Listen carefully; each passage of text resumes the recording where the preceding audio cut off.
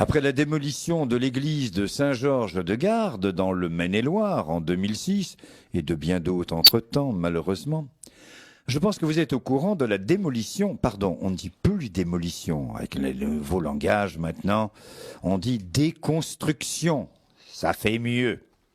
De l'église Saint-Jacques d'Abbeville, en raison de son état lamentable, elle tombait, il y avait des pierres qui pouvaient se détacher, bon, il fallait une rénovation, comme on dit en russe, une remonte, un remontage.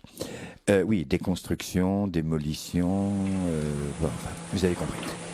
Mais là, c'est vraiment mon coup de gueule, qui est vraiment, j'étais vraiment horrifié d'apprendre que l'église de Saint-Jacques d'Abbeville, en raison de son état, le 2 avril dernier, avec la bénédiction de son maire, socialiste, je ne vais pas donner son nom, je ne donne que ses initiales, ND, non, pas Notre-Dame, en fin juin, a été directement rasé. Oui, vous avez bien entendu, et dans un laps de temps relativement court.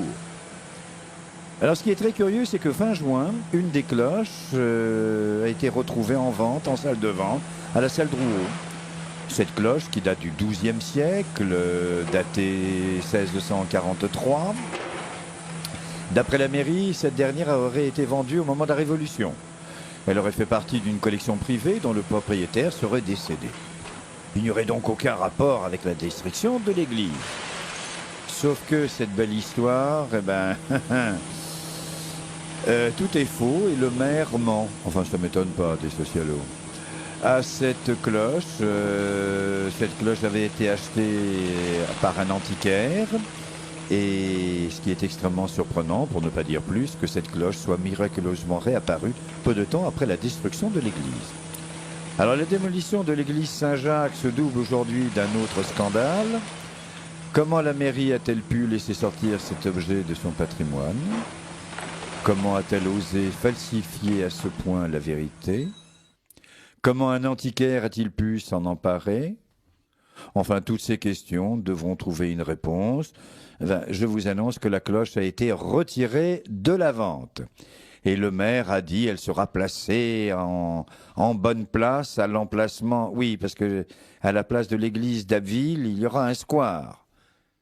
Et le square aura une forme de croix. Alors, vous savez combien va coûter le square? 3 millions d'euros. Oui, vous avez bien entendu, 3 millions d'euros. Et la déconstruction, elle a coûté 500 000 euros. Bon, en faisant un rapide calcul, la commune devra sortir 3,5 millions d'euros. Et le devis de la restauration de l'église était budgété par les architectes il y a quelques années pour 4 millions d'euros. 3 millions, 4 millions, 3,5 millions, 4 millions. Il y a 3 ans, il était dit que sur 4 ans, si on fait un calcul, chaque habitant de la ville d'Abbeville aurait donné 50 euros par an, sur 4 ans.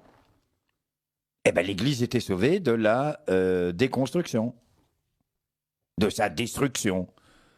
Allez, je vais parler comme on parle normalement, en la rénovant. Mais la mairie, elle a fait sourde oreille. Alors en plus, je me demande si l'orgue qui était au buffet néo-gothique, construit par la maison Caillavecole sous la direction de Charles Mutin, a été sauvé ou s'il fut détruit. Et je ne parle pas de la chair. Enfin, trouver 500 000 ou 700 000 ou 1 million d'euros alors que ça a coûté 3,5 millions pour l'obtention des subventions ou d'une souscription n'est pas un gros obstacle. Mais avec les responsables prêts à tout pour plaire à certains, suivez mon regard, qui ont des grandes barbes, et la volonté de détruire le patrimoine de la France, plus rien ne nous étonnera. Ah, pour la petite histoire, vous savez que lorsqu'ils ont déconstruit la cathédrale, ils ont commencé évidemment par le sommet du clocher. Et au sommet du clocher, qu'est-ce qu'il y a? Il y a une croix surmontée d'une girouette.